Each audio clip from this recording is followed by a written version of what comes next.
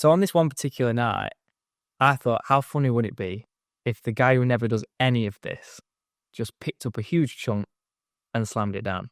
In the next 8 hours were like hell on earth, or hell in my mind. Not one trip, like trip after trip after trip. I thought my friends were plotting against me. I thought I was going to die. I thought I'd gone to hell. And honestly, my brain had the most insane, or at least I thought I was going insane. I was 24/7 constantly crippled by chronic DPDR. The type of person that makes it here will then recover. The fact that you're even watching this video, you're going to get there. At that point, you're going to get there.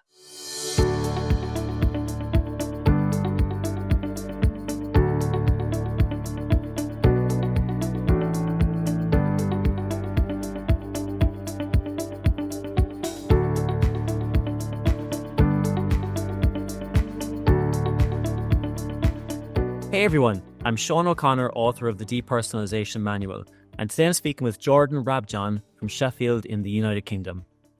Jordan is a successful self-taught musician and vocalist who records his own music and has released 2 albums. In 2017, he auditioned for the X Factor, impressing the judges and progressing to the arena auditions. Jordan has also gained significant attention for his duets with his mother Katherine, and their cover versions have racked up millions of views online. He actively engages with his audience on social media platforms where he shares his music and behind-the-scenes content and has built a dedicated fan base through his original compositions and collaborations. However, Jordan's life hit a major obstacle when in 2019 he developed depersonalization derealization disorder triggered by an experience with a weed edible. He experienced symptoms like the feeling he was looking at life through a pane of glass, a strange, dull, achy sensation in his head, and racing, intrusive thoughts. He suffered with the condition for about 5 years. As Jordan wrote to me in an email, quote, "Catching COVID in 2021 made it worse, and then a chain of events towards the back end of 2023 took me to my lowest point, where I was experiencing crippling DPDR 24/7 for about 6 months." End quote. It was a debilitating experience, but thankfully, Jordan has since made a full recovery, and he's with us today to talk about his experience with and recovery from depersonalization derealization disorder. Jordan, you're very welcome to the channel. Thanks for being with us today. Thank you for having me, Sean. This is it's a real pleasure.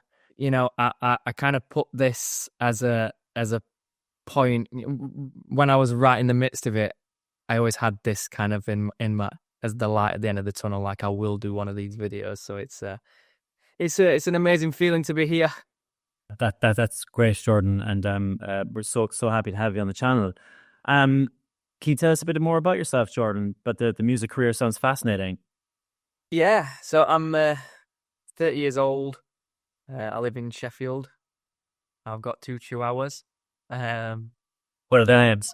I'm a dog dad, Barney and Bungle.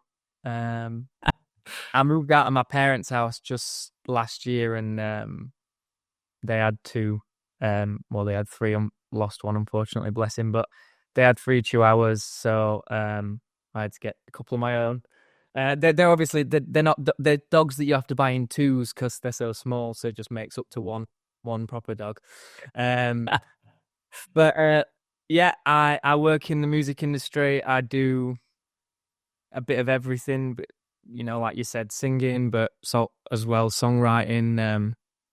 I manage an artist. I produce music. Jack of all trades, master of absolutely none, is what I always say. Yeah, I grew up obsessed with music. Learned to play various instruments as a kid, just purely from being like a bit ADHD, a bit like, right, I've had to go at that, on to the next one. That's helped me in later life, being able to produce music. Yeah, I played in bands as a teenager, and then when I was about 18, I decided to start, a solo project. And yeah, I've been lucky enough to make a living off it and not have to get a proper job. So here we are. That's fantastic, man. Good for you. And it seems like you've got a really good following on social media. You've really put a lot of work into building that up. Yeah. I'm really lucky actually. I've had some amazing engagement online videos doing, like you said, into the millions of views. So yeah, it's meant that I've built up quite the audience on there, which is, like I said, it's amazing because it means that, to have that many people that care about, art that I'm making it's incredible. Yeah, and the duets with your mom as well are absolutely, the views are through the roof. That's fantastic. Yeah. Well, she's obviously the star of that show. She's incredible. I grew up watching her sing, and it was actually during lockdown. My mum had been suggesting it for years, like we should do a song together. And looking back, ridiculously, I was always like, nah, it's not cool singing with your mum. Nah. So I always battered her off. And then during COVID, obviously we had loads of time on our hands, and my mum had the idea to do a cover of a Andra Day song called "Rise Up." She wanted to do it as like a motivational, uplifting kind of thing.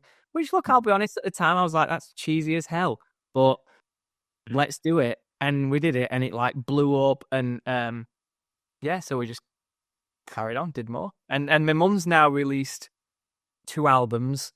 Yeah, after she was a professional singer all her life, never did any proper studio recording of her own, never released any music. She's now released 2 of her own albums, which I produced. So it's amazing actually that the internet cared enough to give her the opportunity to do that. So that's fantastic. Yeah. And what a cool thing to kind of have that kind of creative connection between mother and son, and then bring it out to the world and have everyone else appreciate it too, man. That's wonderful. No, it is. It really is. I don't quite have the same pipes that she has, but I'm getting there, I think. Nice. So Jordan, can you tell us a bit about your experience with DPDR and how did it start for you? What led up to it? I can. I don't know if I can tell you a bit because there's a lot. That's okay. Take your time. So I think, I'll focus on the last 5 years because that's what I consider to be when I was in the midst of a disorder, chronic. But looking back, I was always a really anxious kid. I had some, and I use this term loosely, trauma that that every child does, or a lot of kids do. Grandparents dying, my parents splitting up, but nothing that would make you think, yeah, that kid should be really anxious. I just was. I was scared of everything, asteroids, the dark. But by the way, not like the ghouls and monsters that exist in the dark. I was scared that I might go blind in the dark, and that when someone turns the light on, my vision wouldn't come back. I remember being really young, probably 7, 8, and being completely freaked out by the concept of death. And I'd lay in bed at night and try to imagine what it would be like to not be here. Which sounds bizarre, but honestly, at such a young age, I'd be like, oh God, I've only got 9/10 of my life left. I'm 1/10 of the way. I was an anxious kid. I was an only child as well, so maybe too much time just left to my own thoughts and devices. But when I was 18, something switched in me, I think, where subconsciously I knew that it was now my job to be, to worry about my health. It was my job to look over my health and stuff. So my anxiety just ramped up almost overnight. So I was I developed really bad health anxiety, and I was having almost daily panic attacks, which were related to heart anxiety, which is obviously really common I'd get a slight flutter in my chest, or I'd finish exercising, my heart rate would be up, then I'd focus in on it, which would obviously, as you know, make it go further, and I'd have a panic attack. And that was like daily for a few years. And I would say the majority of my anxiety at that point in my life was health associated. I would worry about having a heart attack, like I just said, or another day it'd be cancer of some sort. It'd be Alzheimer's or whatever.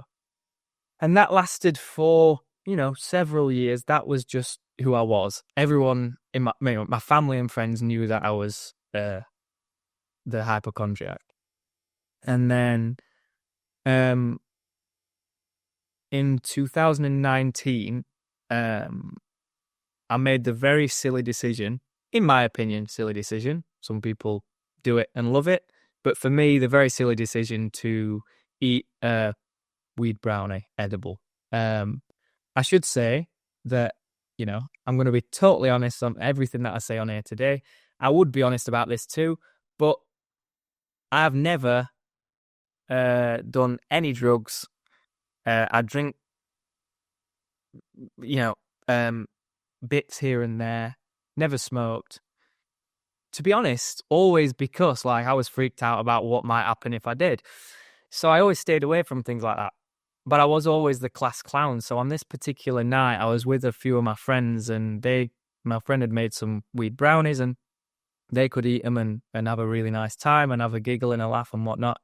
So on this one particular night, I thought, how funny would it be if the guy who never does any of this just picked up a huge chunk and slammed it down? So that's what I did.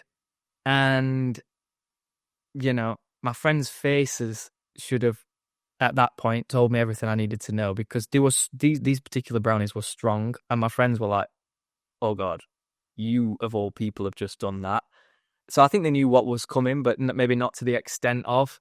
So in the next half an hour, I was, felt a bit like, woozy and a bit giggly. And then I remember going to the toilet for a wee. I remember all this like it was yesterday, by the way. And I was stood, having a wee, and it felt like an hour had passed. And I shouted down to my friends, I said, how long have I been up here? And they all started howling with laughter, because obviously they knew that my time perception had gone a bit. They were used to that. They found it funny. I came downstairs white as a ghost. I don't feel right. The next minute, my heart starts going. I asked one of my friends, can you just check on me? So he puts his hand on my chest and his face dropped. He's like, just sit down, mate. Your heart is going a bit fast. And then, honestly, I could spend hours talking to you about every little detail that went on that evening. But let's just paraphrase it by saying the next 8 hours were like hell on earth, or hell in my mind. Not one trip, trip after trip after trip. I thought my friends were plotting against me. I thought I was going to die. I thought I'd gone to hell, and because honestly, my brain had the most insane, or at least I thought I was going insane thoughts. And I eventually passed out, went to sleep, I should say. I didn't pass out. I went to sleep through exhaustion of this cycle of anxiety throughout tripping, and woke up the next morning. And that feeling just never entirely left me. Or that's how I felt waking up. Like I was still just a little bit not with it, just off. And like I said, I was a class clown, so I made a joke of it in the moment to my friends. We'd all stayed in the same house, and I went and met up with my then girlfriend, and I had a laugh about it. But I knew that I shouldn't have done it, and I knew that I didn't feel quite right still. I'd say over the next week, my attention never really left those lingering feelings. I was constantly checking in on why do I still feel a little bit off? Surely this should be out of my system by now. So being the hypochondriac that I was, I began Googling, can you, the effects of weed in that way? Can it last forever? Can it linger around? And I found some pretty scary stuff. That kind of put me into this, constant state of fear. And now I really am trying to paraphrase because so much went on. But I feel like it's important to say at that point it wasn't 24/7 crippling, but it was, it kind of always had my attention somewhere in the back of my mind. And I'll go into the specific symptoms that I was experiencing, but it's worth jumping forward to 2021 or 2020. We'd all gone into lockdown. You would think that I would have found that, like, the type of person I was, really stressful. I actually found the initial part of going into lockdown quite relaxing and therapeutic. It was almost like, right, I know where I'm going to be all the time. I know, I wake up, I sit at this desk, I do my music, I don't leave the house. It was so strange. I found it quite easy, which I feel really bad for saying because I know for some people it was horrific. So I kind of managed to get through that better than I thought I would, until late 2021 when I actually got COVID for the first time. And, obviously I'm an anxious person, so I think that I'm the special person who got the worst variant of COVID that you could possibly get. But I will maintain, like, I got it bad. I'm a relatively healthy person, I always have been, but I got it bad.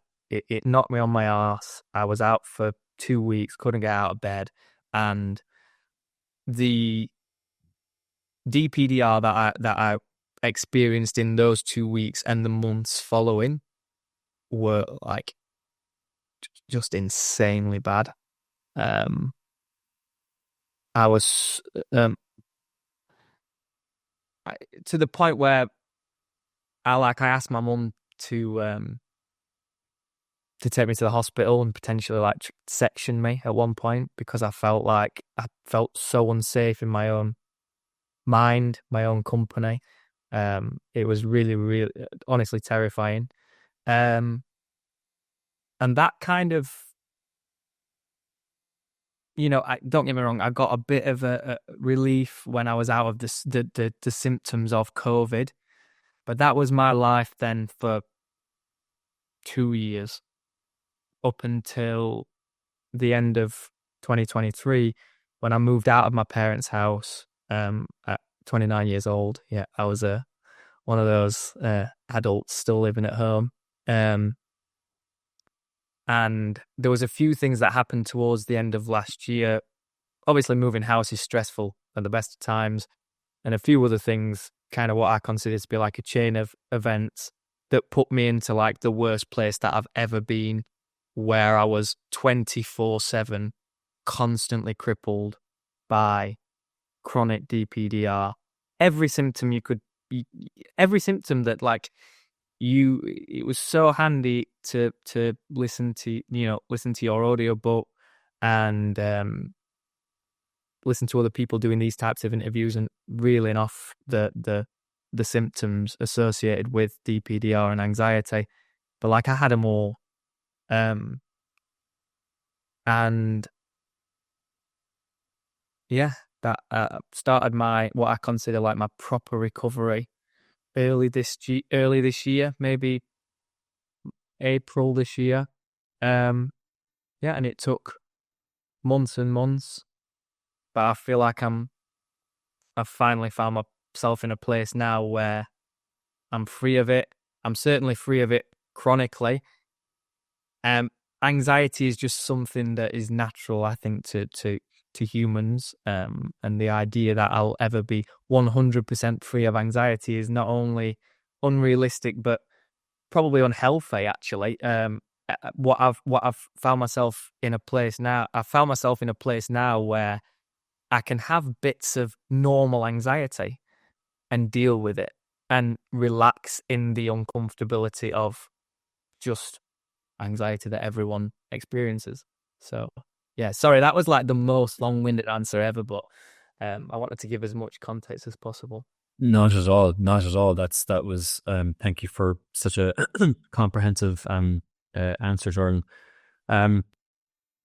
Yeah, it's something I think about a lot, because I speak to so many people who go through this, and this is what happened for me as well, was a bad experience on weed, and and I think weed is generally a very, very positive thing. I think it's great that it's being legalized, but we have to have this conversation more regularly about like how absolutely bone-shakingly, soul-shakingly terrifying a bad weed experience is. I've had bad experiences on other things, and weed is the worst. Weed is by far and away the worst. It just is like, and I think after a while, when it's happened a couple of times, you recognize it, and you can at least go, okay, well, however bad this is, it's not my first rodeo, and I know that in a couple of hours this will get easier and I'll be fine. Okay, so I just have to stay in bed, put on some Brian Eno, and just like try and relax, Yeah. But by God, the first time it happens, the first time it goes really wrong, Yep. I was like, this is it. I have gone crazy. And I was in Amsterdam, and I was walking the streets with a friend of mine, and I was just thinking, I have gone crazy. I don't know how this has happened. I don't know how I got here. I can't remember anything. Time seems to be shifting. I don't know how I got from this place to this place. Nobody can explain this to me. It's absolutely terrifying, and that's what triggers the feelings of DPDR, which is a protective mechanism, which we then focus on, that we can confuse with the feelings of being high, which causes it to persist. But it is, again, like it is. I think it's a positive thing that is being legalized, and I've nothing against it in principle. But like, as with all psychedelic substances, it is imperative that people know that this can also happen. Yep. Because if you know that's going to happen, if you've some element of familiarity with it, then you're somewhat you'll never be prepared for it, but you'll at least know that it can go wrong. But I think the perception I had at the time was that, like, okay, if you take like an acid trip can go horrendously wrong. I'd read about that. But you always think, well, weed is just like watching Family Guy and laughing your head off and just like raiding the fridge, and like it can't go wrong. It's just weed, and then my God, it can go wrong. It can go wrong for hours and hours and hours, and every 5 minutes feels like a day. Yeah. And for me, it was coming in waves. So honestly, I know it sounds extreme, but for about 8 hours, I was having this thing, and like actual 8 hours, not like time warped 8 hours, like real life 8 hours, and it was coming in like, the most anxiety trippy kind of, and then it'd come down, and I'd think, okay, I'm over it, and then it'd ramp up again, and it was just like this, and it's absolutely true what the first time, because I experience of weed, because I was always that guy that avoided it, and I'd seen various friends over the years have a really nice time on it, be really chilled, eat some nice food, giggle at stuff that's not really that funny. And I thought, all right, I'm the class clown. I can eat some of this and we can all have a laugh about it. But wow. And, it's all part of, it sounds really corny, but like, it's all part of my life to this point. It's like part of my journey. If I could go back and not do it, I'm not sure, but like, it certainly changed my life. Like, I honestly, if I could stress to anyone, like, be sensible if you can, be smart with those kind of choices. Like, if I could have done those 5 years, and then at this point we're like, right, do you want to go back and choose? I'd probably choose like not be that guy on that night who thought it'd be funny to eat that brownie, and yeah. But hey ho, here we are, and thankfully out of the other side. But that was, like I said, I would put it simply as like I was always an anxious person who probably shouldn't have ever gone near weed, certainly not edibles, but that ramped me up to another level. And then getting COVID, honestly, just put me, like I said, to a scary point of I need to be sectioned. I don't trust myself. I don't trust my mind. I'm so terrified of everything, even my favorite things in life. I'm a big football fan. I support Sheffield Wednesday. I would watch the matches and be like, not only do I have no connection to this team, like I feel like I don't care if they score or concede, win or lose. Not only that, but it's freaking me out to watch it, so I'm going to avoid watching it. Same for some of my favorite music, some of my favorite TV and film. Like I would avoid stuff that I loved, which is, I can't even comprehend that at this point. But yeah. It's something that people have said to me as well, that when they get sick with, I mean, it could be COVID or it just could be a bad flu or something, that your anxiety levels ramp up. But this is well known. I mean, being sick is an anxious experience anyway, and the muscle tension and sweating and stuff that you experience in those types of illnesses, your body also may associate with feelings of anxiety, so that can ramp up the anxiety itself. And also just, I mean, I wasn't too bad when I got COVID. I wasn't that sick, but I know people who did get very sick with it, and it scared the life out of them. It was a very, very scary experience. So I can only imagine what that must have been like, compounded with intense feelings of DPDR. Jordan, it must have been very, very difficult.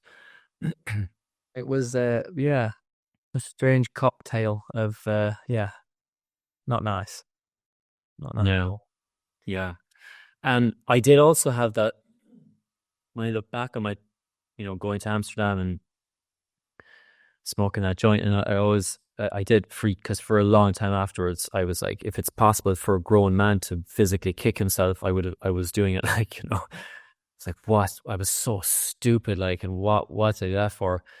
But then afterwards you realize that, well, technically speaking, the weeds isn't the thing that caused the DPDR. It was the panic attack that you had on the weed. So, and panic attacks are extremely common. So there is a very good chance that at some point in your life, maybe not that long after that point, that you could have had a panic attack, and the panic attack would have triggered DPDR, because people develop DPDR from a panic attack that has been triggered by nothing except stress, work stress, relationship stress, whatever. Yep. So I think it doesn't really make sense to kind of worry that, like, if only I hadn't done this, if only I hadn't done that, because the example I give is like, okay, take someone who goes, they're giving a work presentation and they drink 3 cups of coffee that morning and they have a panic attack. Do they say to themselves, I should never have signed up for that work presentation. I should never have had that 3rd cup of coffee. I should never have stayed up late last night. You can't go through life worrying that you've made the wrong decisions. And also when you're a kid, at that age, you're a kid as well, and you're just like, you're testing the boundaries, you're exploring the world, and sometimes you do stupid things. I certainly did, and it's okay, Can you just take us back, Jordan, to the time after? So in the days after the weed experience, so you were meeting up with your girlfriend. So were you just kind of, just getting back to living your life as normal, but then with the suspicion that something had happened, that you said you were just aware of this happening in the background? Yeah. The way that I would describe it would be, I'll even demonstrate with my hands. Like, that night was like, ramped up immediately. I'm super anxious, whatever else. And then the morning after, I was on like a bit of a hangover, I guess. So I'm down here again, didn't feel great. And then over the coming days and weeks, I just started to creep up by the hour. And I think it was driven by a sense of like, these feelings should have gone away. Like, they should have gone away the morning after, but certainly days and weeks after, I should not be feeling spacey. I should not be feeling cut off from reality. I shouldn't be having racing thoughts that felt like, bizarre at the best of times, like truly maniacal at the worst. So it like I said, it slowly ramped up to like, yeah, there's something wrong. Like, this is not normal. To the point where, yeah, I wouldn't be able to tell you exactly when, but it hit a point where I was like just constantly aware of the symptoms, the sensations, the thoughts. And I saw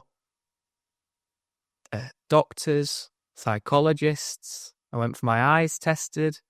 I had a brain scan.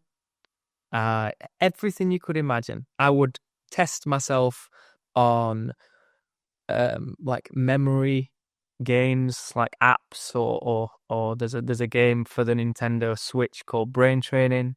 I would test myself on things like that.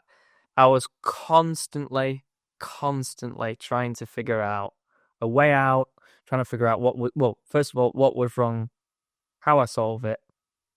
And yeah, like I said, I wouldn't be able to pinpoint when, but in the weeks to months after that night, the brownie night, me and my friends still laugh about it as like the fateful brownie night now. But yeah, in the weeks and months after I hit that point where I was like, okay, yeah, this is now in hindsight, this is now a disorder. This is chronic. But yeah. When you spoke to doctors and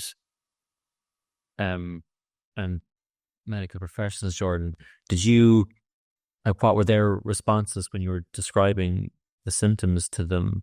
Did anyone ever mention depersonalization, or was anxiety part of the conversation? Yep, just anxiety. Just anxiety. I didn't believe it, but obviously, as we know, that's exactly what it was. Just anxiety gone wild. But yeah, I was almost frustrated. Well, no, I was absolutely frustrated by this is anxiety. Some people would err more on the side of, I think it's depression. Maybe you've got OCD tendencies. All true in their own little way. But I, like many people who experience this, I wasn't satisfied by that. I thought I was special. I must have something that no one else had ever had. I must have damaged my brain, or my brain chemistry, the wiring of my brain on that night. Maybe this was like, one of the things that scared me like to my bones to right through the 5 years was like the idea that this was something like schizophrenia coming on, developing, or maybe I already had it and just other people weren't noticing it yet. So I wanted this. I almost wanted like this label, like the diagnosis, like this is what you've got and this is the way out of it. But anxiety didn't seem... I just could not comprehend that anxiety that I'd experienced all my life as like being scared of the dark, or being scared of your heart, or being scared of having a heart attack. So you have a panic attack. It lasts for 20, 30 minutes and then you're out of it. And you're like, oh, thank God for that. That was anxiety to me. This could not be anxiety. This had to be something bigger, scarier, more unique to me. But so yeah, the doctors, as frustrating as it was at the time, they were all right. They just, but I would say none of them ever mentioned the words depersonalization, derealization. none of them ever, led me down, led me towards like your book or any specific, DPDR content, if you like. Yeah.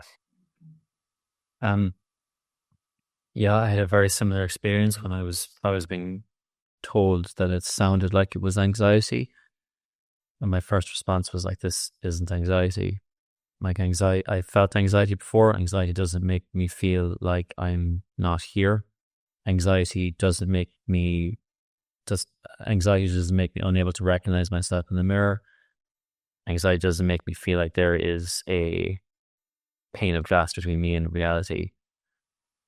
But the thing is, though, is that it does. It's just a different level of anxiety than our frame of reference for anxiety. So what you're experiencing with that level of anxiety is like, it's fight or flight. It's what happens when you're in a burning building or there's a wild animal chasing you. Whereas our reference point for anxiety is the anxiety that you feel coming up to a college exam or driving test or something, or, so it is still anxiety, but the frame of reference isn't there. But again, yeah, it is definitely changing. I can see it changing in the people that I speak to, because I speak to more and more people now who say that when they speak to their doctors, the doctor says, "Oh, that's called depersonalization." And yeah, it is anxiety, but here's an explanation for it.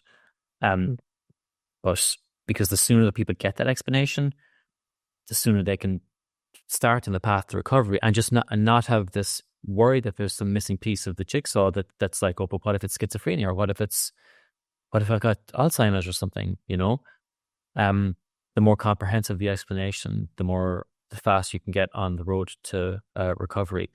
Jordan, you've mentioned a few of them in passing, but can you tell us a bit more about specifically the symptoms you experienced throughout your time with the condition? I can, yeah.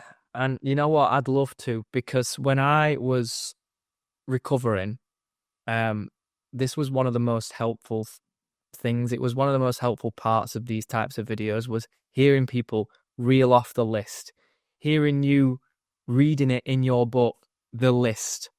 It was just so helpful to me. So, yeah. So, like, generally, everything just felt off all the time. I would have brain fog, sometimes so intense that I would have memory loss of things like my name. Some at the worst times, like, wait, what's my middle name? The day of the week, like serious short-term memory loss, strange types of memory loss as well. I'd have a dull, kind of achy, sometimes tingly, hard to describe sensation in my head, which I still to this day can't decide if it was physical or if it was just kind of like around my head. Like touching my head wouldn't really, I couldn't feel the pain, but it just felt like, almost like someone had got my head in a vice grip. At times my vision would feel like tunnel vision, but then at other times I'd feel like I couldn't concentrate on anything in my whole visual field. And I would try really hard to like focus on something, and it just felt like there was something blocking. People talk about a pane of glass between, you and the world. Mine almost felt like a pane of glass between my eyes and my brain, like almost if someone slotted something in here. Like the stuff that I was seeing wasn't actually penetrating. I wasn't taking it in properly. I would have almost 24/7 tight shoulders, pain in my neck, and I'd try so hard to relax. I tried everything, like, stress balls, yoga poses, new pillow, new mattress, everything you could possibly imagine to relieve this tension. Nothing did. Racing thoughts, intrusive racing thoughts. Sometimes the racing thoughts would be random. They would be like, random words that didn't even make sense going together. Sometimes they would be very specific, intrusive thoughts. At the worst points, it would be fears about hurting myself, hurting other people, hurting people that I loved, things that I loved, animals, things that I would never dream of doing, and actually, would scare the life out of me, the thought of doing certain things. I'm trying to think. I would be almost afraid of like my inner monologue. I would be afraid that it wasn't actually my voice, which leads into the fears of schizophrenia. I never heard voices. Obviously, they're not voices. It is just your internal monologue. But I would question, is that actually me? So I would try and shut it out. I'd almost like try and play music in my AirPods 24/7. I wouldn't want to just be left alone with my own thoughts. I guess you'd say like I felt bullied by my inner monologue at times. I'd have the same thoughts. This was a big one. The same kind of thoughts every morning upon waking up, if I managed to sleep, that is. The second I open my eyes, sometimes even before I'd open my eyes, as soon as you regain consciousness as you're waking up, it'd be all those feelings there, all those symptoms there. I consider that a symptom, the kind of immediate like obsession with it as soon as you wake up in the morning. In typical anxiety ones, increased heart rate, but then strangely at other times lowered heart rate. I went through a period where I could absolutely categorically safely say I was depressed, really, really depressed by just the inability to experience joy in the things that I used to love to do.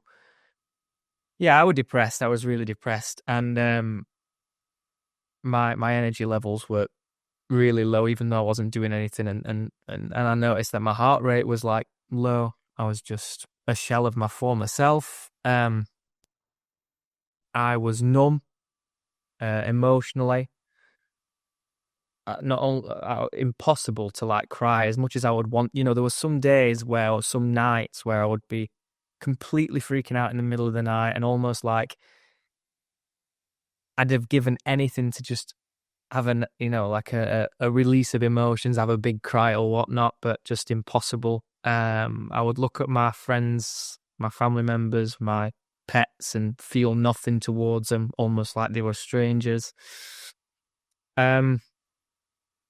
Yeah, honestly, just everything that you could possibly imagine, everything that you've covered in all of your videos, which were like so incredibly helpful. Like, I think at some point along the way, I experienced it all.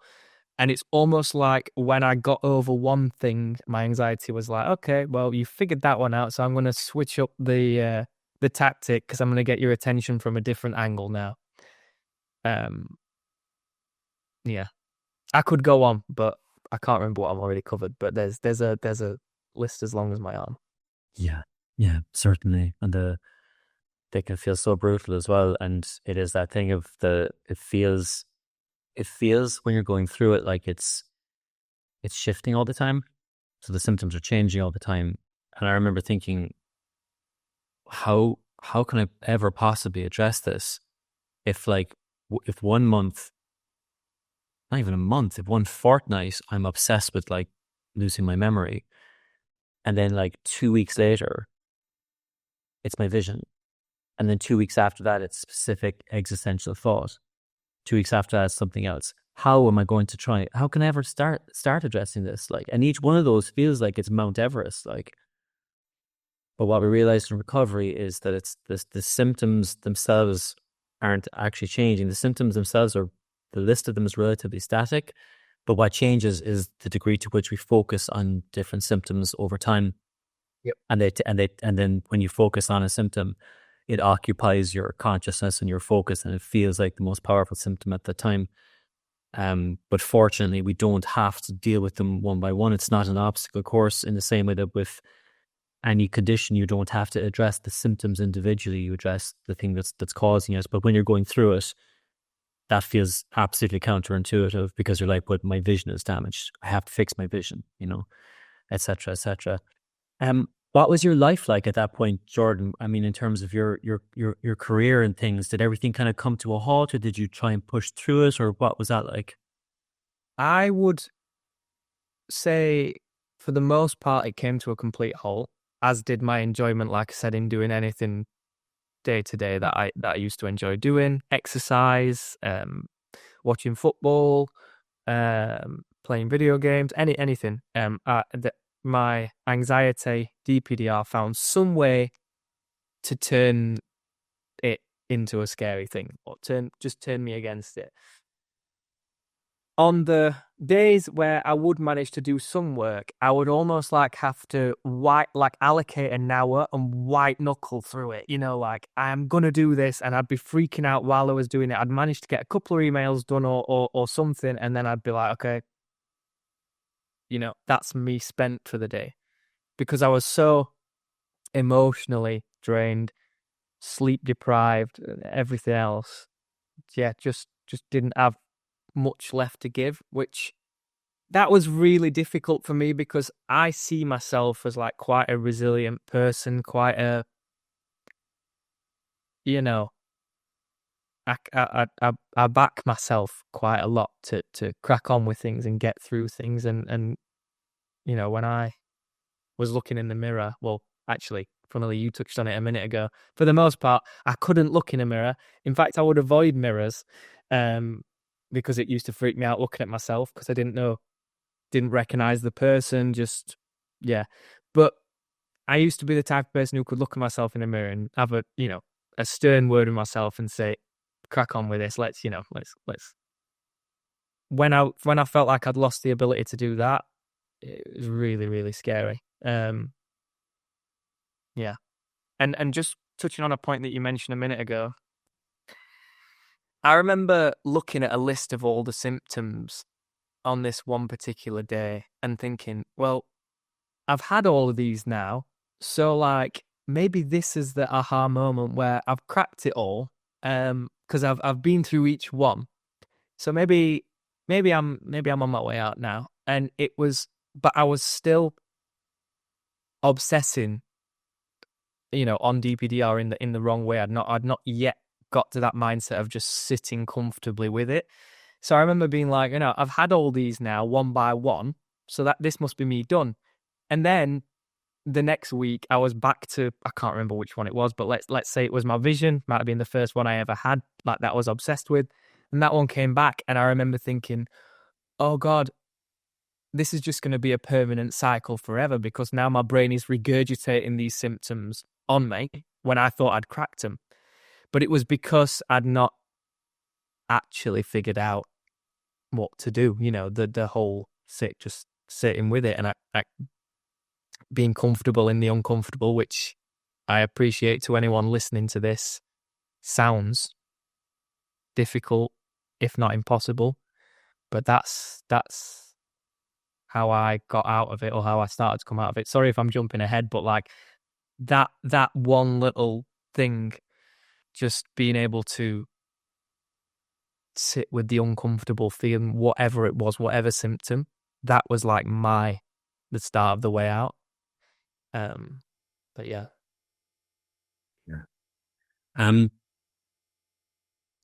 And how are things with your mom, Jordan, at that point? Or were you in Sheffield at that point, or were you in London? No, I was out. Yeah, I was in Sheffield, living in my parents' house when it started. To be honest, my mum, she was amazing. She'd experienced some. Well, she'd certainly experienced DPDR. I don't know to what level, because obviously each person's degree of it is different. It's a spectrum. I understand that, but so she knew that it was anxiety based and whatnot, and yeah. I think a lot of I was fortunate in the sense that I did have a good support network around me. But yeah, I think, to be honest, I hid a lot of stuff that was like really scary to myself. There might have been moments where, yeah, like I'm not sure if I already mentioned, but there was one night during the COVID spell where I walked into my mum's room and I said, I, I don't feel safe. You need to take me to hospital. And I don't mean like physically, health wise. I mean, I don't feel safe up here. I need some. Essentially, I was like asking to be sectioned because I thought I was losing my mind. So there were these moments where it would like boil over, and yeah, I think those scared her. But they would anyone. They certainly were me. But no, for the most part, amazing. Yeah. That's so wonderful to hear. I was lucky enough to have a very good support system around me too, with my parents, my family. And in terms of speaking to your friends, Jordan, did they have any inkling of what was happening at that point? I think I was quite good at masking it. Which, looking back, it's a strange concept that like I was still able to do that, even though in my head I was complete like meltdown. I was almost better in social situations, because it would distract me somewhat, even though I would avoid them at all costs. Strange, like, didn't make any sense, but I would, at the worst times, I would not want to leave the house, at all. I would try my best to avoid, getting in the car and going for a drive. Walking to the shop would seem like the scariest thing. So I would try my very best to avoid doing anything, even though doing nothing just gave more time for the anxiety to have its way with me. But yeah, I think, I mean, I have a few close friends who I spoke to about it. There's obviously the times where you feel like nobody understands, even though they say they do. People try to relate to you, and people will talk about their experiences with anxiety, but you have that kind of ego part of your brain that's like, no, you don't get it. Even if I didn't say it in my head, I was like, no, but you've not had it this bad. And plus, what you're talking about is anxiety, but this is not anxiety. This is, so there's always that kind of stuff going on, or there was. But yeah, again, good network of friends, people who'd got enough experience with anxiety that I didn't feel completely alone. But yeah. At what point, Jordan, did you come across the term depersonalization? Have you seen the Netflix special that Burnham did called Inside? Yes. So there's a song on that special called That Funny Feeling. Yes. And he's, one of the lyrics, he says, Googling derealization, hating what you find. And I'd never ever heard the term. And I was so intrigued because I was so obsessed with the special and all his music. I found it hilarious, but also like, I was really interested by it all. So I Googled derealization. And that was kind of my like, oh, this might be me. So yeah, that was the first time. That's wild. That's amazing. Yeah. Yeah. I don't know if he meant it as that kind of, I'm going to put this in there in such a, literal Googling derealization and hating what you find, almost like to save people if they need saving from it. But whether he did or he didn't, that was the start for me of like, oh, there's a word for this. This could be it. I mean, don't get me wrong. I very quickly talked myself out of it initially. Like, yeah, it sounds like what I've got, but like, nah, mine's different because I'm special. But ultimately, it was there then, this idea. So every few days, I'd do another little Google check on derealization, depersonalization. I'd find myself in forums. But it was that Bo Burnham special that sparked it all. Yeah. I remember watching that. I've seen it twice. It's incredible. He is just so disgracefully talented. But I remember when he said that, I was like, you know, because you don't. I mean, there is a Matthew Perry film about depersonalization called Numb that not many people saw. It's been mentioned. There's a couple of other things that mention DPDR, but it's not something you see a lot in the media. One of the guys from Saturday Night Live, I believe his name is Bowen Yang. He took a break from the show for a while recently, because he had been hit quite hard with anxiety, panic attacks, and he talks about the feeling of depersonalization, derealization. Adam Duritz from Counting Crows and Post Malone has talked about it as well. I didn't see it, yeah. Yeah. But yes, the Bo Burnham thing was quite a moment actually, because there was articles about it on a lot of different websites. Because I was looking it up afterwards. I was like, okay, well, this is big. Like, I mean, because it was like one of the most watched things during COVID. It was like everyone I know watched it. With that, not that that's the metric. Like, well, you know, everyone I know watched it. Was but there was articles about it for like weeks afterwards of people talking about derealization, because what's he talking about? But that's so wonderful that that it's something that triggered your investigation into it. So when you found that out, then Jordan, how did that kind of change your trajectory with the condition? Did you think about going to speak to some doctors with the derealization diagnosis, or did you kind of end up spending more time in forums, or what was that like for you? Oh, I absolutely spent more time in, not necessarily, I did find myself in forums, but I wasn't like your textbook kind of like every day spending hours in forums. I was more just Google in general. So I would be sifting through Google pages after pages, trying to find something that aligned like 100% with what I was feeling.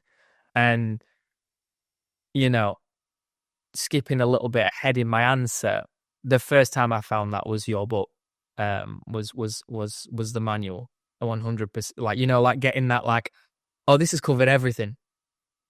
I this is covered enough, at least, that I'm buying into it. Whereas I would say maybe in the weeks and months after watching Inside, maybe it actually had a bit of maybe it was counterproductive in the sense that I actually avoided watching that special for a short while because it freaked me out.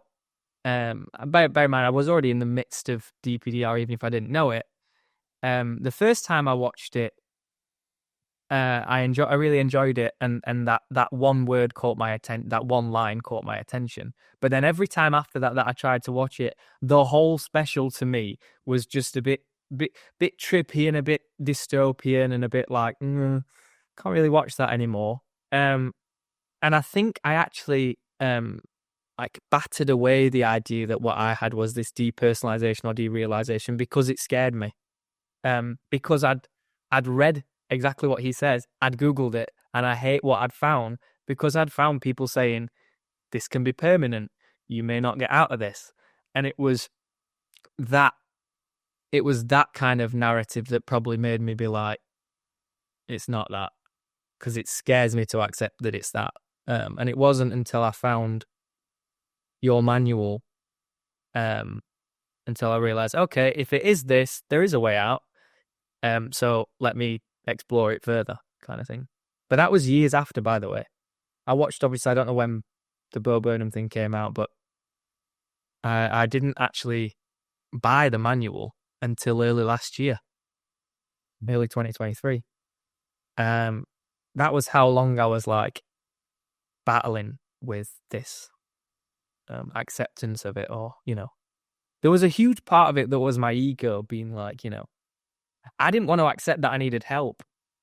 I should also mention that twice along the way, I started taking sertraline, and sertraline it helped. It was such a huge help. I use this term loosely because I would have never done anything like take my own life or anything like that. But I do believe that sertraline was part of saving my life.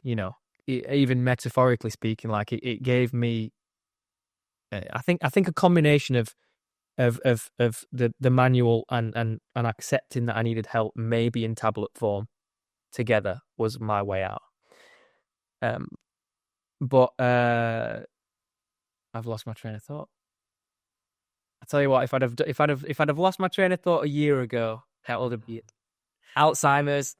So yeah, but I certainly had that as well. But like, finding the term and then seeing, because it's like if you found the term and then the first thing you see is like, okay, well, this is temporary and harmless and you will recover. It's an anxiety-based condition. This is like 1 in 3 people will develop an anxiety-based condition. You probably know people who have had anxiety-based conditions and recovered, so you'll be fine, right? But that's not what the information you find. The information you find is especially, and it's changing again, but especially like back then and back in 2005 for me, like it was forums and it was immediately people saying, I've had this for 15 years. And you're going, Jesus Christ, what? Like 15 years? Like I can't do 15 days more with this, And then the barrier comes up that says, okay, but like that can't be what I have, and that because I can't possibly have this thing that could last for 15 years. So that sets up this other kind of obstacle that you've to get over on the way to recovery that doesn't need to be there, because just like, the reason that the person who's had it for, 10, 15 years, it's the same reason I had it for 2 years is because it just takes people different amounts of time to find the right answers, to get out of the negative habits, to get off the forums. Yeah. The forums tend to be populated with people who have had it for a long time because they're on the forums, which keeps the anxious thought loop going. But yeah, isn't it interesting how we kind of like put up these little kind of roadblocks for ourselves along the way to recovery with the best of intentions. But yeah, I can absolutely relate to that kind of sensation of like, okay, it can't be this, so I'm not going to address it, right? And fingers crossed it's something else that doesn't last for 10, 15 years. Yeah. The thing for me, I was looking for like that simple. I was worried about the big things, the schizophrenia, Alzheimer's, brain tumor, whatever else. But I was hoping for the really simple, small. You just do this one thing. You take this multivitamin and you're sorted. You buy a new pillow and it's all sorted. But I wasn't willing to accept any of those things, even if they'd presented themselves. So it was kind of like nothing was working for me. I'll tell you one thing that I found really unhelpful from the forums, and it's something that it's one of the hardest things to get my mind around, is people saying, like, can't be anxiety because I have this even when I'm not anxious. And I felt the same. I was like, yeah, me too. I have these symptoms even when I'm not anxious, because I know anxiety, it's heart racing, sweating, freaking out. Well, guess what? I'm sat on my settee, calm as you can be, and I have all these symptoms. So it can't be anxiety. And I think that's huge to get your mind around, that just purely having your attention on it at all is you are anxious about it. Because I know now I'm not. I know what it is right now to not be anxious. Right now to not be anxious is to go and play football or badminton and not have a single thought about it even cross my mind. Whereas at the time, I'd go and I'd play badminton and I'd be like, I'm doing sports. I'm calm. I'm not anxious in the slightest, but I still, feel like there's a pane of glass, etc., etc. Like, it can't be anxiety. So that was huge for me, was just accepting, even though I'm not freaking out, I am still anxious about it. Yeah, certainly. It's something I encountered, and it's something that people say to me all the time, is the worry that but I don't feel anxiety anymore, but the DP is still here. So obviously I've got a different version of it. I've DP 2.0 that has nothing to do with anxiety. So the thing is that it is very difficult to maintain a practical assessment of your own recovery from anxiety when you're going through anxiety, because that assessment is going through the filter of anxiety. So your frame of reference for your levels of anxiety is like, so when this first happened and it hits you like a train, and you feel like reality has turned inside out, you can't function anymore, you're having multiple panic attacks a day, you can't sleep, you can't eat, you can't go outside, you've had to stop working, your whole life has just you've just hit a wall, right? That's your frame of reference. And then as time goes by and you start to learn more about the condition, and you start to see just through trial and error that there's different things that make this better and make it worse. Okay, so maybe you can't switch it off in the moment, but you understand that by doing certain specific things and avoiding other things, that you can reduce the levels of anxiety. So you get to a point after a while where you can sit and watch a game of football, you can watch a movie, and you may not be like entirely, again, it hasn't switched off, but you're no longer having 5 panic attacks in a day, and you can actually sit and watch a game of football and maybe get kind of emotionally involved with it a little bit. And then, but the assumption that you have is that the anxiety's gone. Yeah, I can watch the football, I can meet my friends, I can go to the movies, the anxiety's gone, but the DP is still here. No, the anxiety hasn't gone. You have made huge progress from going from 10 out of 10 anxiety down to maybe 4 or 5 out of 10. But you still have those 4 or 5 levels to go. But that's really good. That's really positive, and shows that you've been making progress. But the thing is that anxiety ignores progress. Anxiety is not interested in your progress. Anxiety says there's nothing left to worry about, and you still have DP. So now you're stuck with it. That's not a rational assessment of your recovery from anxiety. It is the anxiety. Exactly. And just using the analogy that you just made, like coming down from a 10 to a 5, that if you don't get, in my experience, if you don't get your head around this idea that at the 5, you're still anxious, if you don't get your head around that allows you then to come back down to, 1, 0 type area, I would find myself in this cycle where I'd come down to a 5, and then just the mindset of, well, I'm not anxious, so there must be something else wrong with me. That would get me back going up towards 8, 9, 10. And then I'd come, and I'd just constantly be up there. I'd never, I know now I'd never be truly relaxed. So yeah, that was a big thing for me. Yeah. The thing you mentioned as well, Jordan, about the, wanting us to be one specific fixable thing. And it's something that I spoke to somebody else about it in a recent interview. And this is something that almost everyone encounters, but it's just like the determination that what I have, it has to be an external factor, even if it's within me. I so desperately want this to be something that I can bring to a hospital, and the doctors say, okay, here's what we do.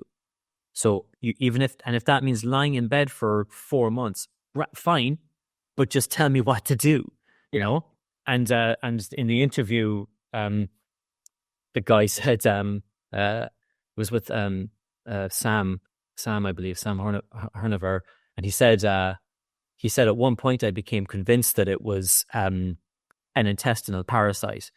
So because he had read online that if you have it, one of the symptoms of having an intestinal parasite is that it causes anxiety.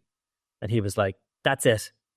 Well, that's it. That's got to be. And he went to his doctor and he said, could it be an intestinal parasite? The doctor was like, what are you on about? Yeah. What are you talking about? But obviously the amount of times that I'm sure every doctor that at my local doctor's surgery must know me and think, oh God, leave us alone, or at least did back then. Like, I think just as helpful as I found it when people would list their symptoms, I also found it really helpful when people listed the things that they specifically worried that they had. So if a few for me were like, obviously, like I've said already, schizophrenia, just the general idea of going crazy or losing my mind, split personality disorder, Alzheimer's, brain tumor, but generally speaking, just all types of cancers, and depression was a big one. Like it must just be depression, but like a big bad kind of depression. But then like little silly things like I'd look for things like vitamin deficiencies, or allergies, food intolerances. I was looking for any explanation, big or small, like you just said, that would be like, that's it. There you go. Yeah. Yeah. You want it to be, I certainly wanted it to be something that it's a puzzle. It's like a Rubik's Cube, right? Yeah. And it's all mixed up. But if I tried this and I tried this, and I take this technique I found on the internet, and then I take this thing that someone said to me, and then I take this thing that I saw in the health shop, and I take that, and then it'll click into place, and I'll wake up tomorrow morning and boom, it's gone. And that's the pattern you get into. But what you're doing is you're training yourself to wake up every morning and check to see, is the condition there, which with anxiety-based conditions is what keeps the condition around. It's not that there is a specific something that's missing. It's the pattern of consistently checking it, as with any habit of thought, that is keeping it going. And it feels so deeply strange to stop doing that, because when I heard that first, I was like, so I need to stop checking on this. I need to take my attention away from it. And every bone in my body was saying, Sean, that's giving up. Like that's like conceding defeat to this. Like you have to keep investigating this and trying to figure it out. And it feels so counterintuitive to do it. But when you do that, that starts to take the spotlight of your attention away from the anxiety and onto other things, which starts to take the strength away from the anxiety, because it was your attention that was the thing that was giving it the strength consistently in the first place. But it can take a long time to wrap your head around that, especially when so many of the thoughts have felt like they are literal emergencies around the clock. Yeah. I think one of the hardest things to get my head around was how long recovery could take. And honestly, being on the other side, like, it's so worth it. But when you're in the midst of it and you're like, I can't imagine doing another day of this. Like, I can't, tomorrow can't be like today. But then to hear, this is probably going to take a couple of months. It's gradual. There's no overnight thing. And another thing that I found is actually obsessing over the recovery, obsessing over how recovered I was. You need to let go of that as well. I found that just kind of like, I guess like a lot of things, diets and stuff like that, you get an initial lift. So when you start recovering, you say, okay, I've read the manual. I know what I need to do. You may get an initial lift of the symptoms or whatever. Then that amount of recovery will plateau, and you'll just be a bit steadier after that. And there was a point where I was freaked out that, oh wait, I'm not recovering as quick as I was in that first couple of days, or that first 10 minutes when I found the manual, and I was like, oh, I've cracked it. Yeah, there was some form of recovery in that moment, but because it doesn't continue at that, like, ramping up to you just fixed, that's difficult to accept. But that's like I always I kind of compare it to a diet. You start dieting, you lose several pounds in the first week, but then your body realizes what's happening to it, and it goes, hang on, we just need to make sure this is the right thing to be doing. So it slows your weight loss down. Yeah. And I think my anxiety was, I mean, this in hindsight, it's so obvious, but my anxiety was working so hard to keep me in the state of anxiety because it thinks it's doing me a favor, that when it realized that my anxiety had dropped considerably over, I don't know, 10 minutes, an hour overnight, then it suddenly quickly, put the brakes on. Like, that's how I see it anyway. That's how it was for me. Yeah, absolutely. And it's the same because, look, essentially what you're doing with this is you're changing a habit. You're changing a habit of behavior and a habit of thought. And when you initially make that change, like when you see that the change is possible, I think it gets very exciting. And you're just like, oh, hang on. I can reduce this by just like understanding it and doing a few things. But then like changing a habit requires time and discipline and effort, because of course it does. I mean, expecting anything, and I think it's expecting anything else is what trips us up, because then we go back into the Rubik's Cube thing of like, okay, I just wake up tomorrow morning and it'll be gone. But that's like, it's like going down to the gym and lifting weights for one night and waking up next morning and going, oh, it's not working. Like, no, it's like, it is, but it's a process. You have to believe yourself. Good. I was just going to say, sorry, on that point, I would say, I do cut anybody in that that mind frame, that kind of that point of their recovery. I do cut them some slack, because you do feel entitled to the recovery, if you know what I mean. Whereas if I suddenly wanted to be ripped up and have a 6-pack, and I felt entitled to that overnight, people would be like, no, go and work hard for it. But just the general ability to enjoy little things in life and do a job and love your family, and you kind of are entitled to that to some degree, If you're a bad person, maybe not not so much, but I think you do have the sense of like, no, I deserve this, like, and I want it now. And that's, yeah. And there's absolutely the thing of like, I want this to happen immediately. I desperately want this to happen immediately. But when you kind of get into the patterns of changing the habit, you accept that, okay, it's not going to happen. This isn't flicking a switch. It's a spectrum. It's not going to change overnight. But then what you start to see so instead of like the checking in the morning or the getting disappointed that you haven't flicked a switch, what you start to see over time are small incremental improvements. So it's just like that feedback loop between anxiety and DP is starting to slow down, and you're starting to see small little things like your concentration starts to get a little bit better. Your tendency to drift into those big, terrifying thoughts starts to reduce. When you do have those thoughts, the swiftness with which you spot that happening and focus away from them starts to improve. Then you start to have windows of time where you're just not thinking about it at all, but it is happening in the background as opposed to checking to see is the Rubik's Cube solved yet.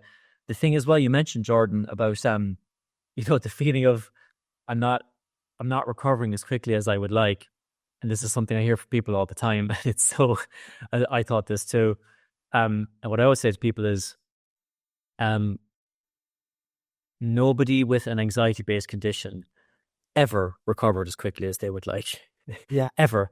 If they did, it wouldn't be an anxiety-based condition, because the nature of it is that you're changing a habit. So at every point in that reduction of the anxiety, the anxiety itself is going to point at it and say, it's not going quickly enough. Like, like if you recovered in the course of like a week, right?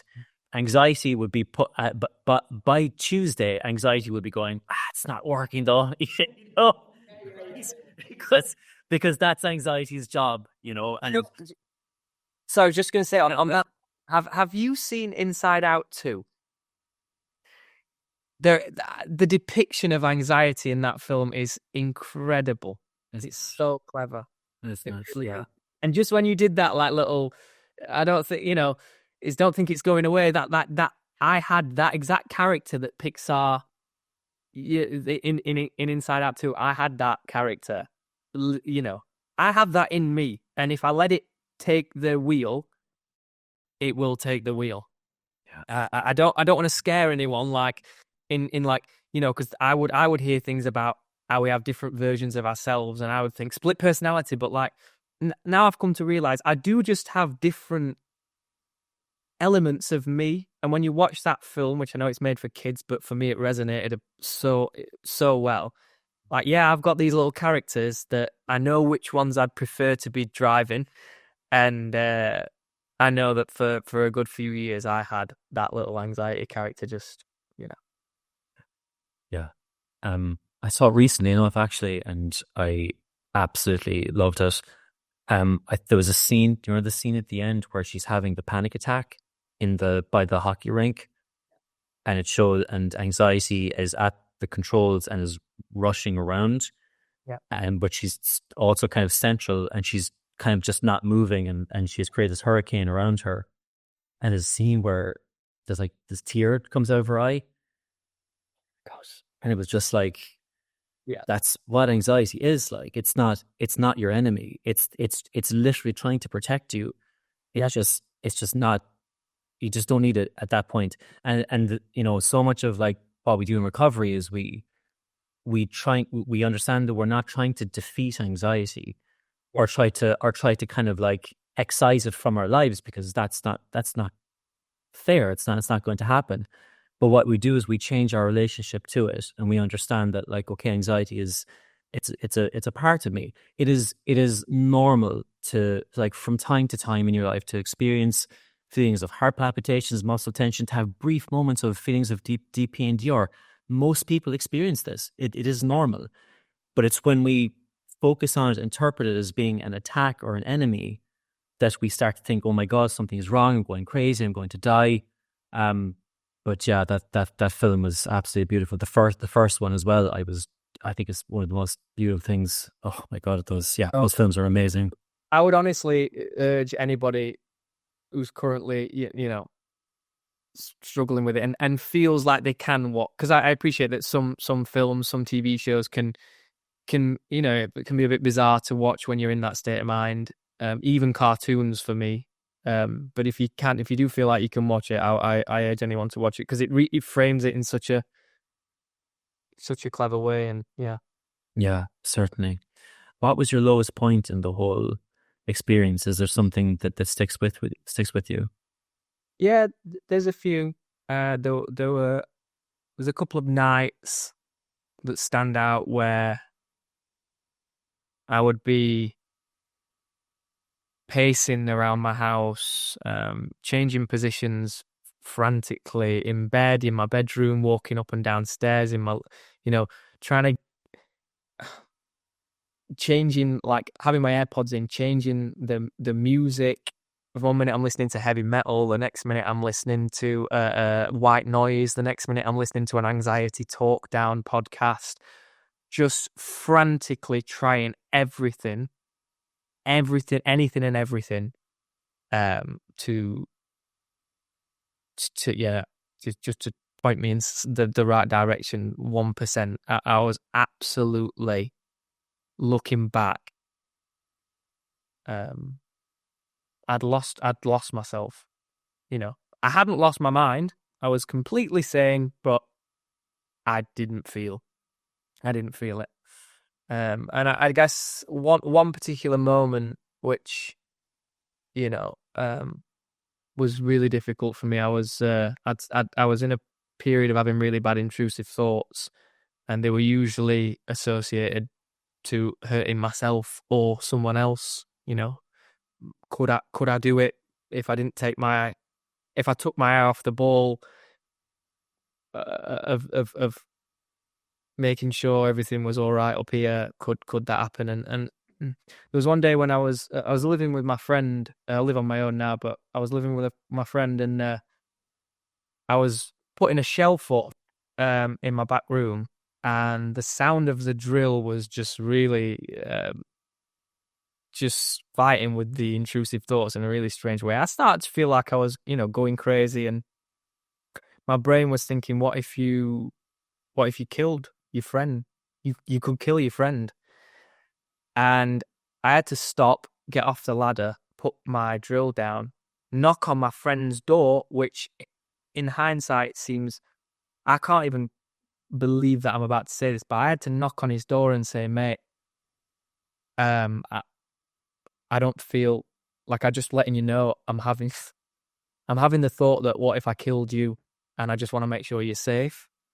And honestly, I believe to this day, if his response had been anything other than what it was, which was, he just sat back on his chair and he said, you won't, you're fine, you know, you've been here before, you'll be fine.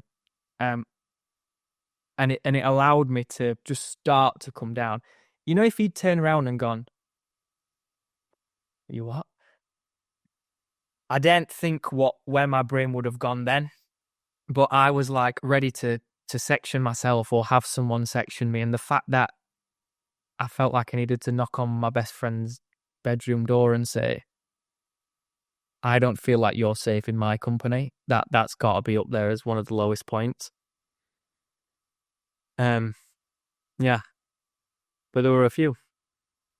It's hard to comprehend them now. I know everyone says this, but when you're so far removed from it, it's honestly hard to go back there. I don't mean hard like I'm finding it difficult. It's emotionally difficult. I just can't comprehend it.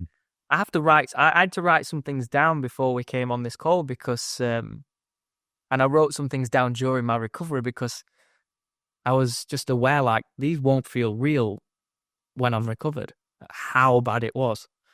It's like everyone says, when you're in a good place, you can't remember being in a bad place, and vice versa. I can't really connect with how bad it was, but it was incredibly bad. So yeah.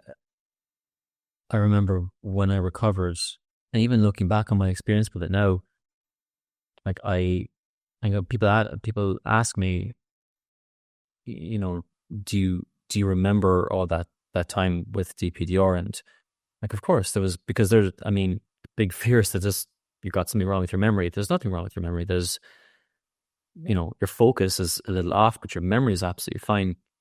But like, I remember that time in my life very clearly, and I remember a point where I wasn't able to go outside. I remember a point where I wasn't able to go to the bathroom because there was a mirror in there. Yep. I remember at one point hearing the word, I think this is in the book, but I remember hearing the word Helsinki on the radio and then being afraid to go into the bathroom because I thought the sink was somehow associated with hell. And just this intrusive thought that I'm laughing about now. And at the time, it just took over my consciousness for days. Like, and I remember all of it, but I can't relate to it anymore. And I don't, you know, it's just, but, you know, and a good example is, you know, take somebody who has a panic attack. And in the 15 minutes they're having the panic attack, they are thinking to themselves, like, I'm dying. I'm going crazy. I'll never see my family, my friends again. My life is over. I'm finished. There is no coming back from this. And like saying that to themselves with absolute certainty. And then a half an hour later, they're out of the panic attack. They're maybe a bit shaken, but they splash some water on their face and they get back to doing what they were doing. And that absolute certainty was kind of contained within that, but they can't. And it's not like it didn't happen. It's not like they can't remember it, but they can't relate to it anymore because the thought process that caused that interpretation is now was driven by anxiety. That anxiety is now gone. It's now back to normal. Yep. So you can't relate to it anymore. It's just a different emotional state. And also it doesn't even make sense. And it feels strange, like, because you look back at it and you go like, and everyone does this when they recover. They look back and they go like, what? Like, what was I worried about? I was worried about going outside, going to the bathroom. Like, it's one of the most beautiful parts of recovery is being able to look back and laugh.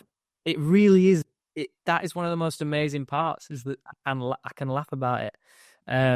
there's certain things that are a bit like, I'd hate more than anything to go back there, but I do think that kind of like that wrestle with like, no, I can't go back there. That is something that you also have to let go of, because that held me up quite a bit in my recovery. That like I have to relax around that thought, because if not, it puts you back.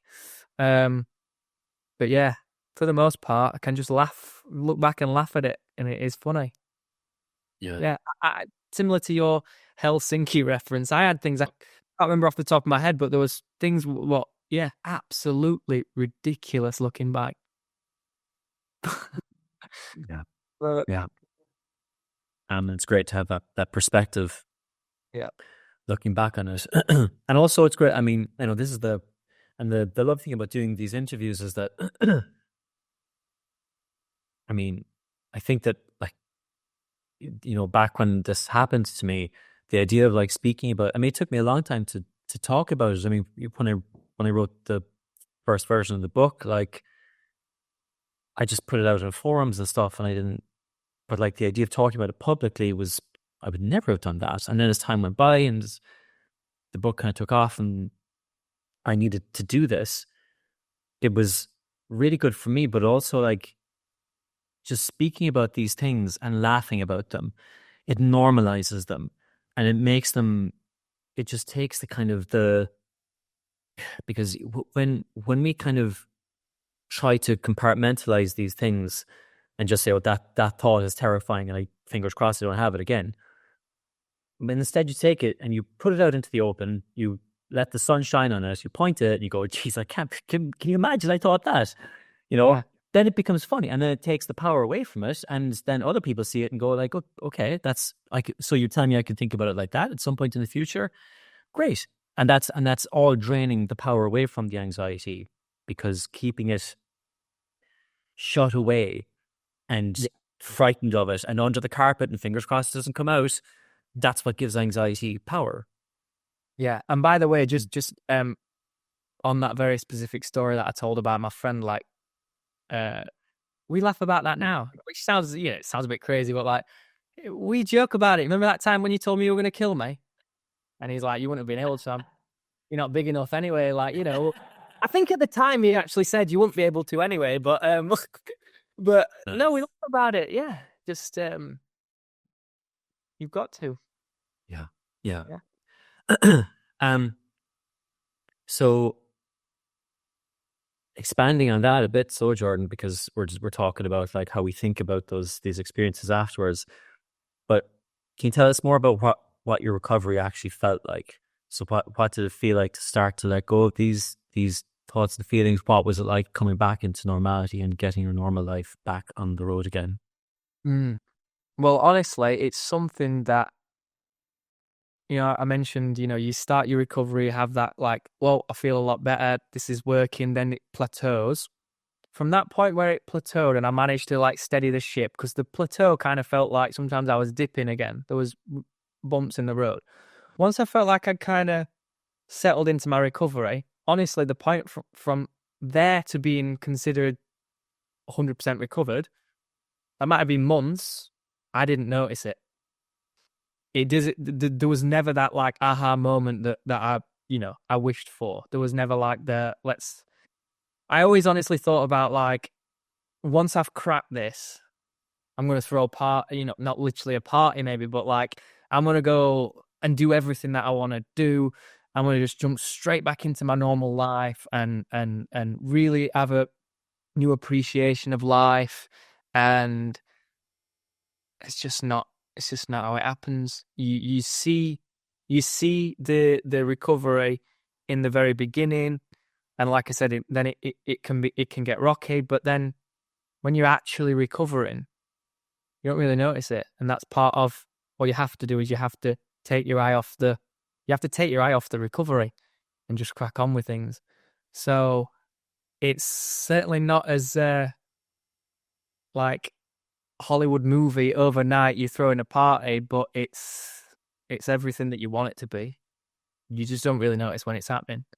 And one day, a few things did happen to me where you have like these little moments where you're like, oh, I would not have been able to do this. But it's only when you take your eye off the ball that you have those moments. Whenever you're focused on, right, how do I feel whilst I'm watching this game of football? Am I enjoying it? You're not quite there yet, but you'll get there. But for me, it's kind of more like you don't notice it. Yeah. Was for me anyway. Absolutely no, and that's the thing, is that it requires you to not notice it in order for it to go. But in the same way that this is how our brains forget things, is it's not where you're pointing at it saying, I need to forget this. It's when you just focus on other things. A good example I always like to give is, if you had a song stuck in your head for a couple of days and it was driving you crazy, you couldn't stop thinking about it, it's got you up at night, and then you forget about it after a few days, and then someone asks you a couple of weeks later and they say, do you remember you had that song stuck in your head? And you say, yeah. And they say, can you describe to me what it was like, the process of forgetting that? It would be almost impossible to describe it, because the process of forgetting it happened in the background while you were listening to other music. If you were actively trying to forget it, you would just keep reminding yourself of it with the best of intentions. And it's essentially the same process. It happens when we're focusing on other things. Again, something that feels deeply counterintuitive to do when the thoughts feel like an emergency rather than songs stuck in your head. But essentially, the same process. There is no aha moment. I did have that too. I had one or two kind of moments where I remember being at a house party months after I recovered, and I just thought to myself, like, Jesus, that's like, it's completely gone, And I felt I had a moment of kind of elation and joy, but then I just got back to talking to my friends and drinking, and like, that's just this, it happened in the background, and I'm glad I'm out of it. But like, I also don't want, there's no musical numbers, there's no big massive celebrations, because it's just like, that's, what I always say to people is like, getting back to normal is like, it's almost boring in the best possible way. You just get so bad. For me, it was just like, well, like, I need to start working again, because I haven't worked in a while. I need to start paying insurance on my car. I need to, but in just getting back to the normal bureaucracy of life. Yeah. That's exactly what it is. And I think that part of what gets you there as well is trusting. I know this is so cliche, but it's like, you've got to trust the process enough to take your eye off the recovery. So once you've got like the pillars in place, which you kind of lay out perfectly in the book, these certain things that like make sense. Once you trust that process, you can just be like, okay, they're just happening in the background now. And don't get me wrong, there's some stuff that you have to work through. The whole idea of sitting with the uncomfortability, you got to work through that. But once you trust the process and it's just happening, and you're building that recovery into your life, you've got to, at some point, like, you just gotta like let go. If trust fall is, I guess, the thing. You've just got to, take your eye off the ball and get on with it. I don't know. I'm talking. Oh no. I'm making it sound so easy, but like, it really is that, just like, okay. And by the way, I think this is worth saying. The word trust, for anyone who's currently in the midst of it, there were times along the way where my DPDR became a bit paranoid, and I sometimes wouldn't trust entirely certain things. So even sometimes, I'll be honest, sometimes I would read the book, I would watch these videos and think, I don't know if these people really get what's going on with me. But so it's difficult. The word trust in this sense is difficult. There were times when the idea of listening to the manual would freak me out a little bit, to tell you the truth. And if anyone out there is having that, that was totally normal for me. Like, the recovery itself can be freaky, like I said. So yeah, just wanted to add context to that word. Trust, I get, is difficult when you're in that really paranoid, scared mindset. You don't trust a lot of things. It's hard to trust a lot of things when you don't even trust your own head at times. But yeah, there's always that. Anybody who is, I think, reading the manual, watching these videos, there is that light at the end of the tunnel. Otherwise, they wouldn't be doing those things. And it's that light that you've just got to constantly focus on. People who don't have that light aren't watching these videos. They're not buying the manual. So there's an element of, yeah, you do just have to trust that light, and you'll get there. I think as well that there's, as we were saying earlier with anxiety, that like nobody recovers as quickly as they would like, but that's because of the nature of anxiety is based on catastrophizing. So it's also about understanding that like as your recovery continues, anxiety is going to constantly question it. It's going to say like, oh, you're not really recovering. Or like, you might recover, but you might still have this one symptom, like, or like, what if you recover, but there's a couple of thoughts that you'll probably never be able to unthink, like, or have those people who on the recovery interviews, they've recovered, but like, there's not quite the same as mine, so I'm not sure I can.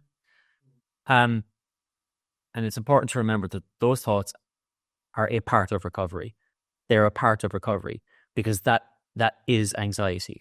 Anxiety is based on catastrophic thinking, which is very useful in an evolutionary context. It's very useful if there's the possibility of being chased by a wild animal. That could save your life. Again, it's not useful when you're trying to make a practical assessment of your own recovery from an anxiety-based condition. It's not based on evidence. Like, it's not, all the evidence shows you that, like, the symptoms that you have, symptoms of anxiety and DPDR, but anxiety doesn't care about that evidence. Anxiety just says, yeah, but what if yours is different? Yeah, but what if your symptoms don't go away, etc., etc. And again, part of recovery is not trying to argue with that or defeat it, but just let it be there. That's anxiety. It's anxiety doing its job. It's just doing it at the wrong time. But your job is to not engage with that, because it's an engaging with us that gives it a voice and that gives us to cause it to persist. And again, it feels weird to disengage from that when the things the anxiety says feel compelling on the surface. When anxiety says, like, yeah, but your symptoms aren't exactly the same as that person who recovered. So what if you can't recover? And when you hear that first, you go like, oh, Jesus, maybe is that true? Could that be right? Better look it up, better research it, And now anxiety has been empowered by that conversation and by how you reacted to it. So again, it feels very strange to react to those thoughts by simply taking your attention and focusing away from it, saying, okay, thanks anxiety, but I got stuff to do. Yeah.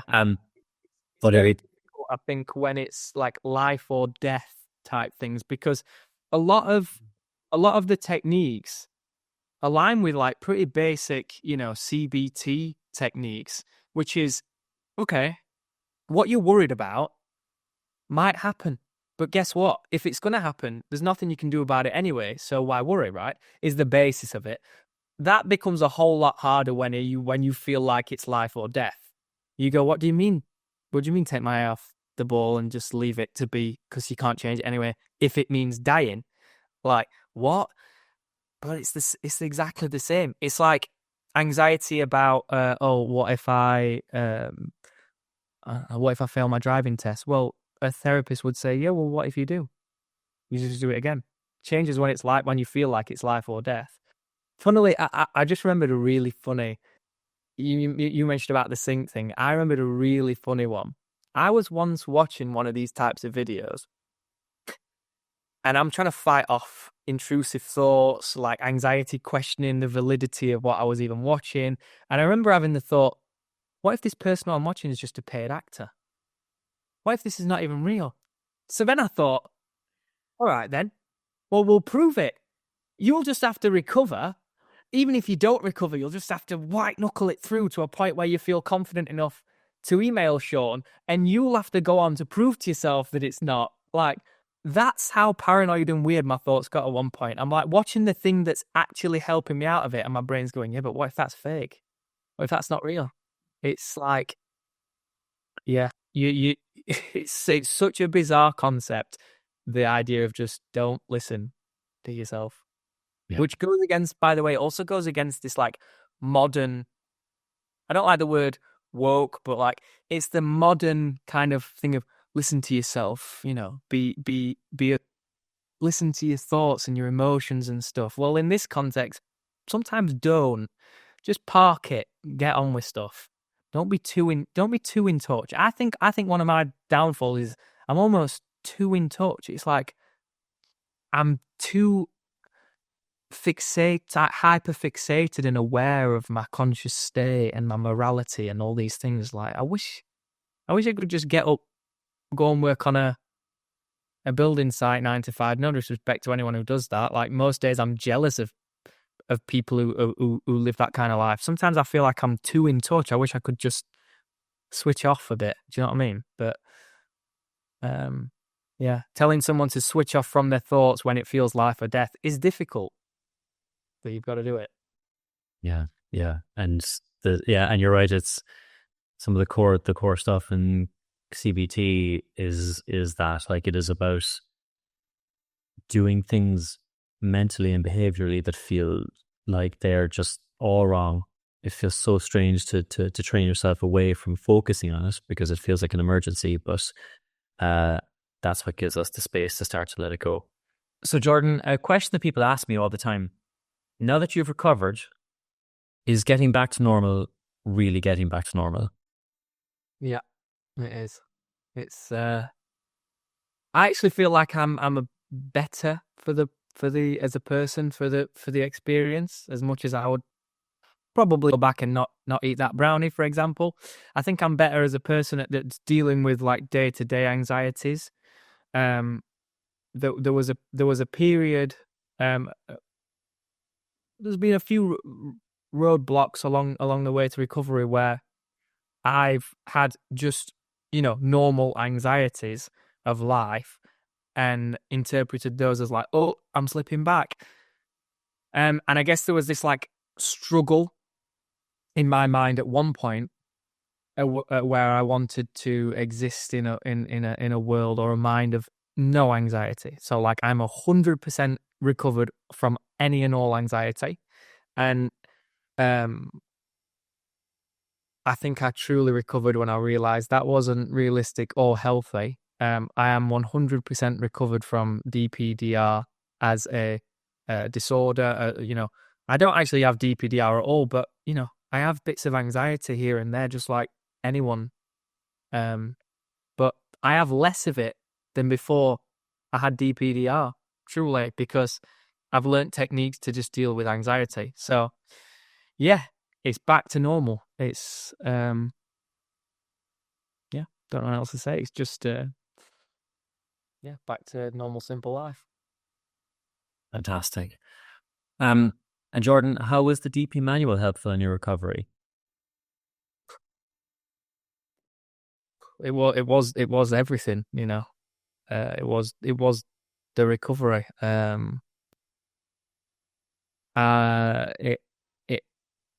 like I said to you before, it perfectly listed every symptom that I was having. That I hadn't found anywhere else. For me, I listened to it through my AirPods. It was just such a comforting, you know, go-to when I hit like a low point. And it was, I mean, I'm sure you'd have also preferred not to have had to go through it, but I think the fact that it was coming from someone who'd personally gone through it was like, I needed that. So I guess thanks for going through it yourself. But like, I don't think it would have worked for me if it'd come from just a psychologist or a doctor or whatever. So that, yeah, it was everything. And like I said to you when we were chatting beforehand, like just being sat in front of you now, I don't know what you feel weird or anything, but it's kind of like I spent so much of my life with your voice and what watching you on these types of videos that like I owe so much to you personally. So I just want to say thanks, like from the bottom of my heart, honestly. You saved my life. I would have never took my own life, but in terms of never getting my life back and being crippled with it forever, which was the fear, you pulled me out of that. So yeah, it was the recovery, the whole thing. That means so much to me, Jordan. Thank you. I'm so happy that the work was helpful. Yeah, that's really wonderful.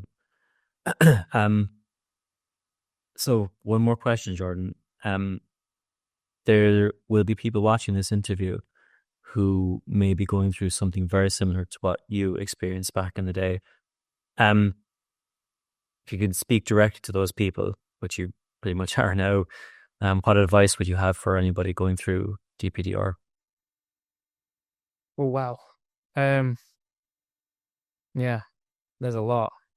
I feel like I could write my own book at this point. I won't, don't worry. Probably.